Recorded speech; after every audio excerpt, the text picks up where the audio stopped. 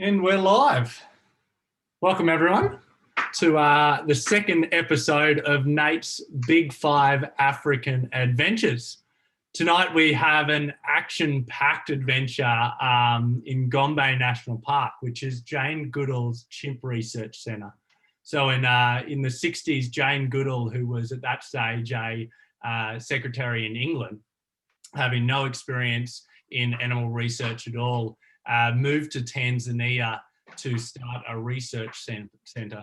And at that stage, we didn't know a whole lot about chimpanzees. So it's really remarkable that they picked someone with no animal research history to go and take on this project. So it's really, really incredible. So that's what we're going to be talking about tonight. Now, of course, this is live on Facebook. We're also recording it so that it will be on demand both on Facebook and YouTube. And you can obviously join us live in Zoom as well. So welcome on either. And I know we've got a few people on Zoom, so welcome. I believe I've muted everyone and I'll unmute when we get to the Q&A. So if you don't know anything about me, my name's Nate Taiaroa. I'm obsessed with Africa. I've been traveling in Africa for more than 10 years. I've lived over there, I've been volunteering over there, and I've been guiding in Africa for a long time as well. Most of what I've guided is Kilimanjaro or safari, but we also guide across Eastern and Southern Africa.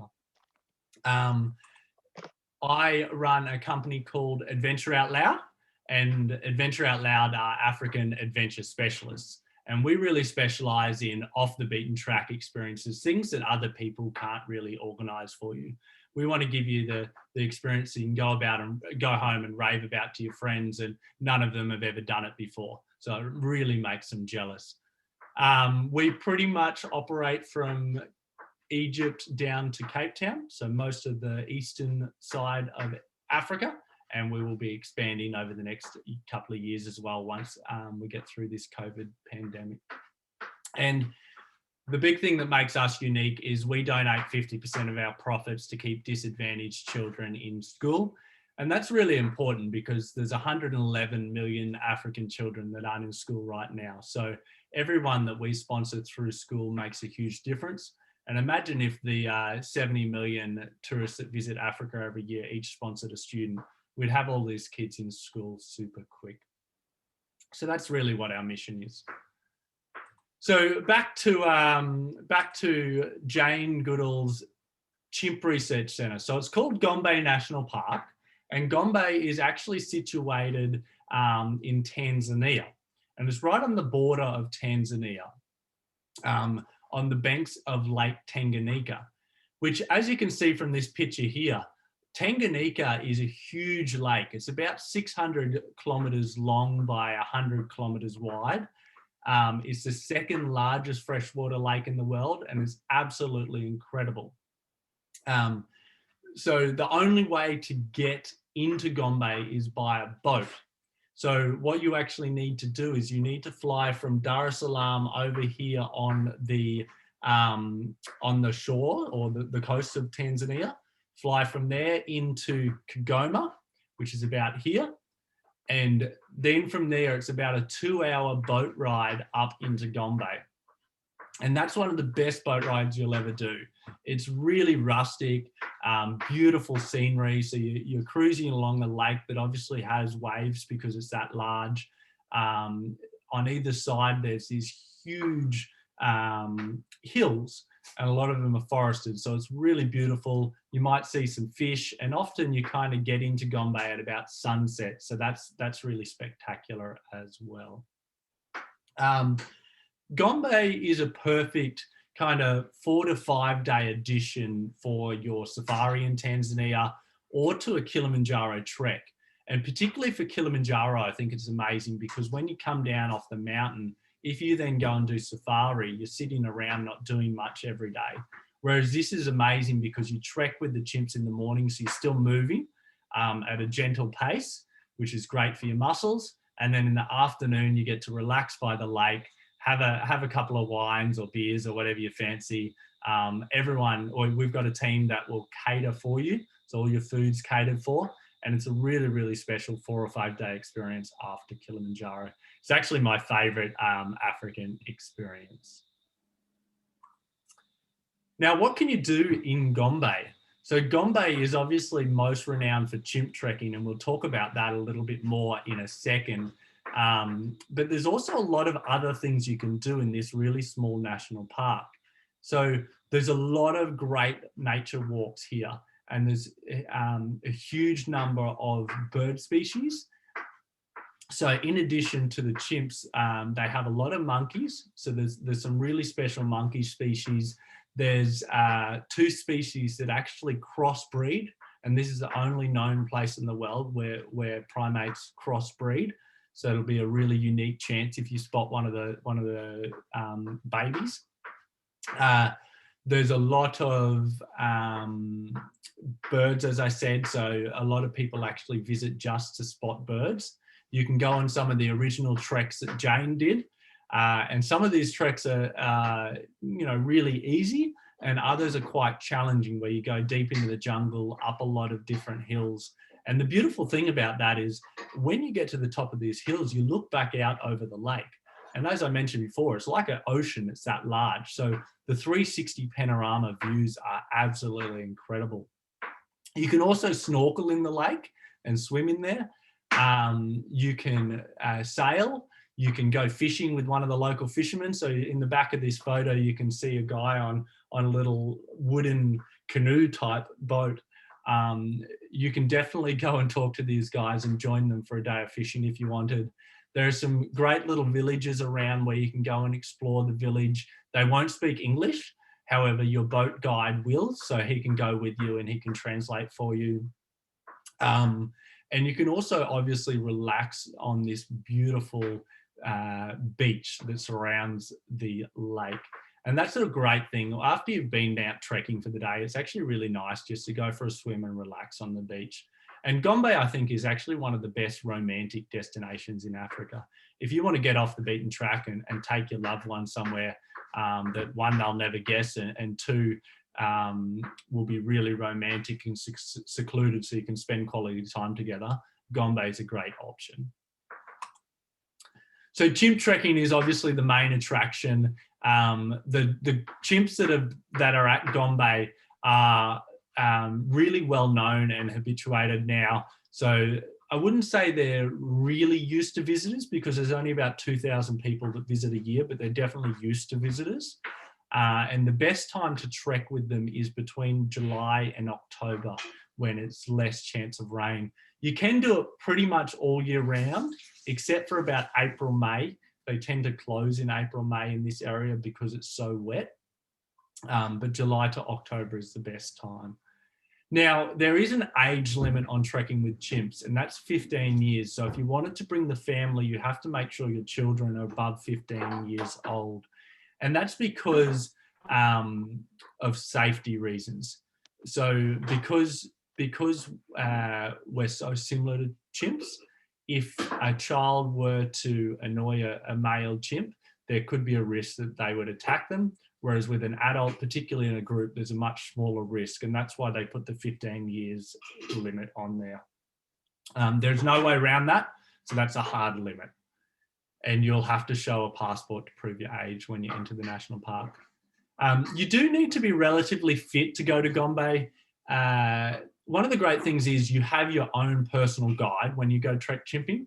So go trekking with the chimps. So that means that you can set the pace and go as quick or as slow as you want.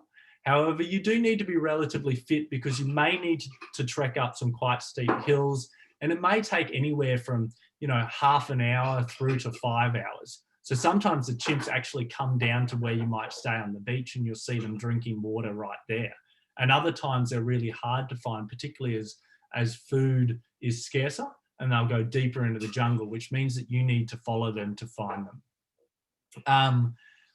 A lot of the time the trekking would be about 2 to 4 hours. You'll need to bring your own hiking gear, and you'll want to bring water, probably a litre or two. You'll also want to bring rain gear, because you are in a forest where it is a high chance of rain. So make sure you have some good rain gear. As far as your hiking shoes go, you don't necessarily have to have hiking boots. If you've got them, great, wear them. If you're someone that doesn't like hiking boots, you could definitely get away with runners. Just be conscious that if it rains, you're going to get wet feet. Not a big issue. You just might get a little bit chilly is all. Now, where do you stay when you go to Gombe? There's 3 options when you visit Gombe. And unfortunately, these are pretty much the only 3 options, because it's not really an option to take the boat up, do a day trip and come back. There's just too much to do. You can't fit it all into one day. So you do have to stay overnight. Now, the first option we're going to start with is MBALI Lodge, which is the premium option. This is a luxury eco lodge. Everything's included, right down to your drinks. They'll do your washing for you. It's a really, really luxury boutique experience. They only have a few of these luxury tented BANDAS, and they're right on the shores of Lake Tanganyika. So it's a fantastic location. Now, these will set you back a fair bit of money. So they're about $700 or $800 US per person per night. However, incredibly boutique experience, as I mentioned. And there is actually an option to fly directly into MBALI on a chartered flight. But again, that's super expensive, so not for everyone. So if you're looking at that, have a chat to us and we can sort that out for you. Even if you want to book MBALI and do this whole tour without us, still book through us, because we're able to give it to you for the same price that the lodge can, and they pay us a commission for that. And by doing that, we'll be able to give you a whole heap of tips and tricks that you may not get if you organise it yourself. So it doesn't cost you anything, and you get a whole heap of value out of that. The next option is actually at the national park, and this is the option I would recommend unless you want a really premium service. I'd recommend staying at the national park and staying in their luxury BANDAS. Now they're about once you include food, they're about $100 to $120 US a night. So still not super cheap, but that's per person. But they're a beautiful BANDA right on the beach. You have your own private toilet and shower, and we'll organise a local chef who will cook local food for you. There's also Wi-Fi available. And this is my favourite place, because you wake up with the sound of the lake lapping on the shores, and it's really incredible. It's a bit more rustic than MBALI, obviously because of the price difference. So what I mean by that is it's definitely a luxury BANDA. However, you might have the power will go out for longer than MBALI, or maybe the hot water won't work for a night or something. Maybe the Wi-Fi will be a bit slower. These types of things. Definitely still comfortable. You'll just have to be a little bit more patient with them, because they're not set up to be a premium luxury provider like MBALI is. Definitely comfortable, and even if your shower's not hot, for example, it's generally so warm there that doesn't matter.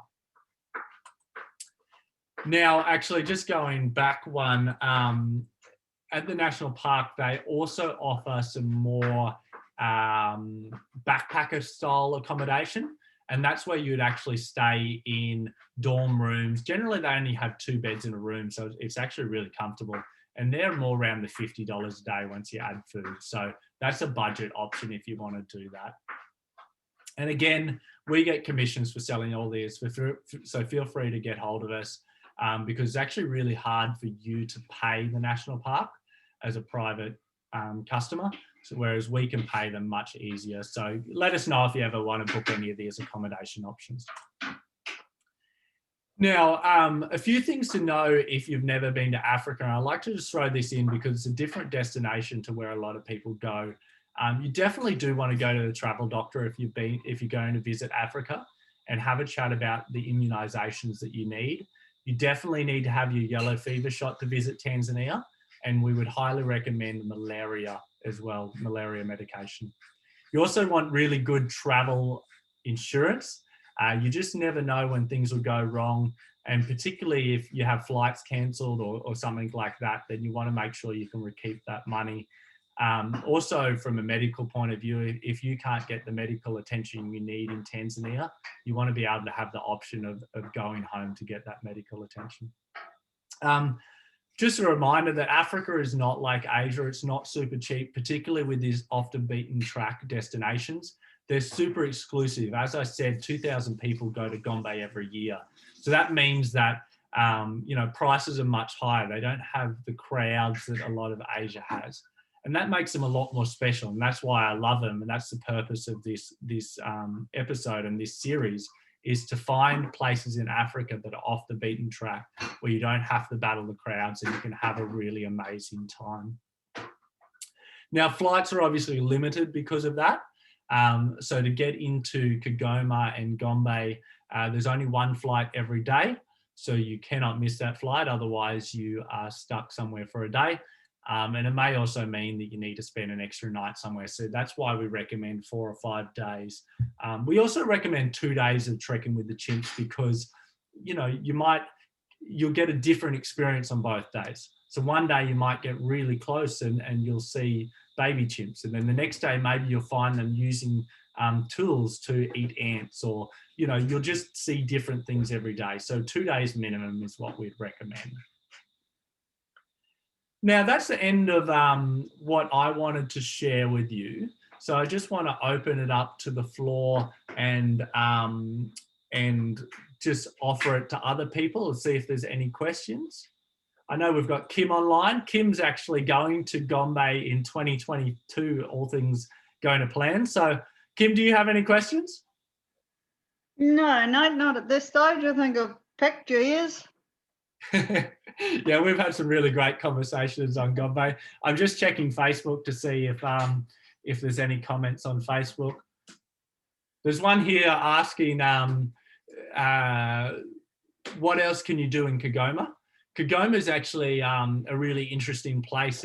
It used to be a major port during the slavery years. So they'd bring a lot of slaves out of the Congo. They'd take them across Lake Tanganyika, and then all the, I suppose, the ports would lead to Kigoma. And then from there, they'd take them down to Zanzibar. So there's some interesting things there. There is actually a slavery museum. The town itself is pretty small and very basic. There's not a lot of accommodation options. So when you stay there, you want to stay at Kigoma Hilltop Lodge. Beautiful lodge. Has one of the best bars and restaurants in the world. Has a 360 view over the lake, which is incredible. So that's a good question. Thanks for that, John. Just checking if there's any others. What's the approximate pricing for a 4 to 5 day? We sell a 4 to 5 day adventure for about 2,500 Australian dollars. That's all inclusive. So all your transfers, all your food, all your accommodation, trekking permits, all that kind of stuff is included. The only thing that isn't included is your alcohol. So you can buy that directly there yourself. And that's all the questions we've got so far. So thank you very much, everyone, for joining us. Thank you, Kim, for being live. We'll have a chat in a second offline. And of course, if anyone has any questions, you can post them on our Facebook. We'll answer them there, or you can get in touch with us at nathan@adventureoutloud.me, or you can give me a call on this mobile number. And a reminder that our next Nate's Big 5 adventure is Ethiopia's hidden churches. So we're going to be talking about churches from the 4th to 6th century that were built into rock cliff faces, and they're really, really well hidden. Absolutely amazing. Ethiopia is one of the best destinations in the world. Very few people visit at the moment, which makes it a lot cheaper than the rest of Africa. And it also means you can share these experiences with just you and your loved one, rather than having a crowd of people. So a good comparison I like to make, this picture in the frame now, right around the corner, there's a church from the 4th century. And it's my favorite place, or my favorite church out of all the ones we visited. And the day we were there, Laura and I were the only 2 visitors for about an hour or 2 while we were inside the church. And just as we were leaving, I think there were 3 other people that came. So potentially for that day, there were maybe 5 visitors, maybe a couple more, but definitely not many. So stay tuned for that. That's incredible. And we're going to have some epic photos. I'm also going to share a little bit more about Ethiopia because most people don't know about Ethiopia. So that is on the 20th of January 2021 at 6 p.m. Australian Eastern Standard Time. So if your daylight savings, that is at 7 p.m. And if we don't talk to you between now and then, have an amazing Christmas. Hope you have a fantastic time with your loved ones, and we will see you in 2021.